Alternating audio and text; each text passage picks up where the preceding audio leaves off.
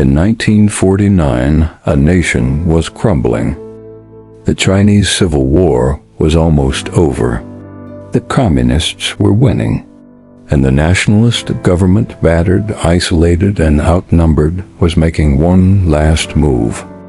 They weren't trying to save the land anymore. They were trying to save the gold. Tens of thousands of bars, hundreds of tons, entire vaults of bullion, silver, foreign currency, jewels, and priceless artifacts. It wasn't just a retreat. It was a full-scale financial exfiltration, led by one man, Chiang Kai-shek. You're watching Don Gilded, where we chase the metal, not the hype. To understand how this happened, you have to go back to the 1930s. Chiang Kai-shek's government, the Kuomintang, also known as the KMT, was the internationally recognized government of China. Based in Nanjing, the KMT had centralized power and consolidated China's gold, silver, and foreign reserves into the Central Bank of China. They had defeated warlords. They had resisted Japan, and they were supposed to lead China into the modern era. But Mao Zedong and the Communist Party had other plans.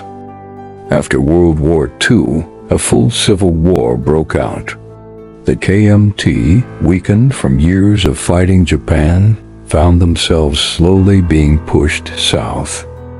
By 1947, inflation was raging. By 1948, it was catastrophic. To pay for the war, the KMT had printed massive amounts of currency. Prices doubled every few weeks. Entire cities saw their savings wiped out. Bread cost more in the evening than it had that morning. Children played with stacks of worthless notes. Hyperinflation wasn't just an economic failure. It was a political death sentence. And so the nationalists turned to the only thing that could still hold value: gold. In the final phase of their retreat, between late 1948 and mid-1949, Chiang's government began secretly moving China's remaining gold reserves out of reach. Not into remote provinces, but off the mainland entirely. Destination: Taiwan.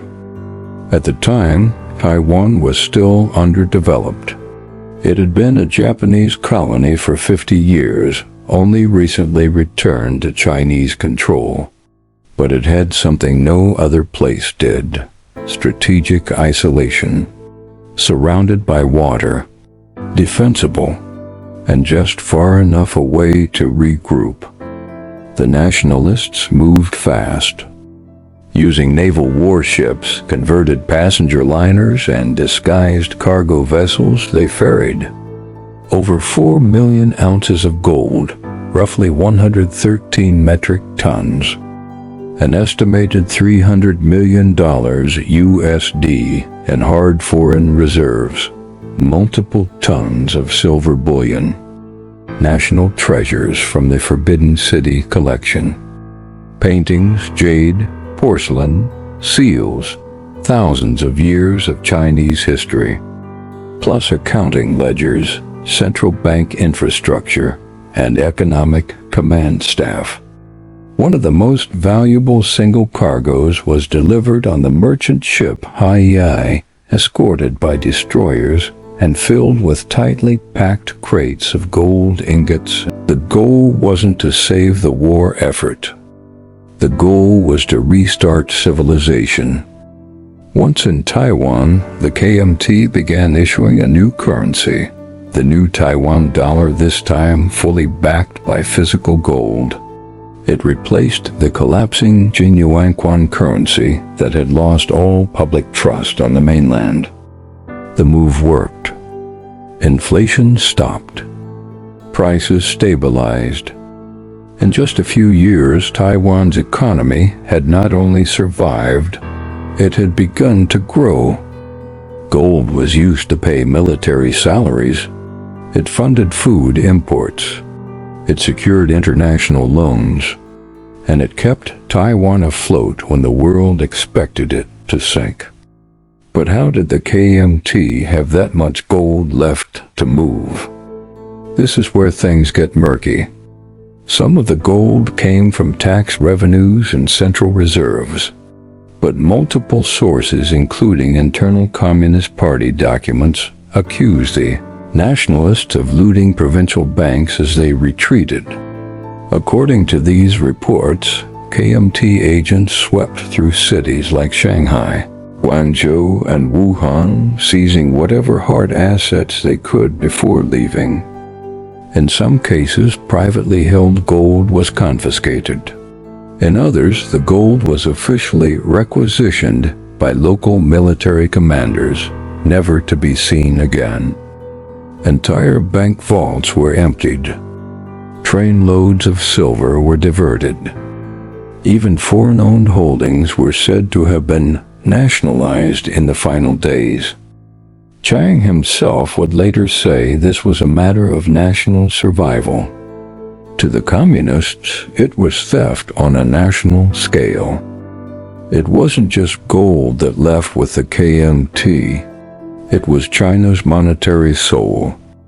Back on the mainland, Mao's government inherited a financial system stripped of its core assets. The People's Republic of China had to rebuild its currency, reserves, and economy from the ground up without access to the gold that once backed the nation. The result? 2 Chinas, 2 currencies, 2 economic realities. One built on revolutionary ideology, the other on gold-backed pragmatism. And it worked. While the mainland went through the Great Leap Forward and the Cultural Revolution, resulting in mass famine and economic collapse, Taiwan became known as one of the 4 Asian tigers. By the 1970s, its GDP had multiplied tenfold. By the 1980s, it had become a tech and trade powerhouse. At the foundation of it all, that gold, not just a resource, but a lifeline.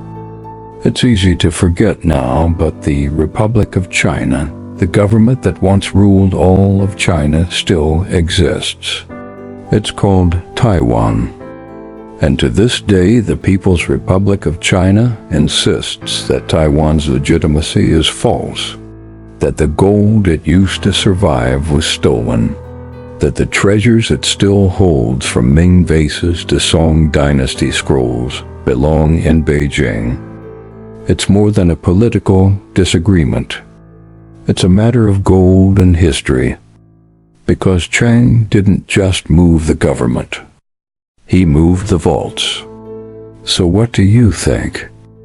Was it a masterstroke of national preservation, or the final act of a desperate regime plundering a collapsing empire? Drop your thoughts in the comments. Because here at Don Gilded, we don't just follow politics. We follow the gold.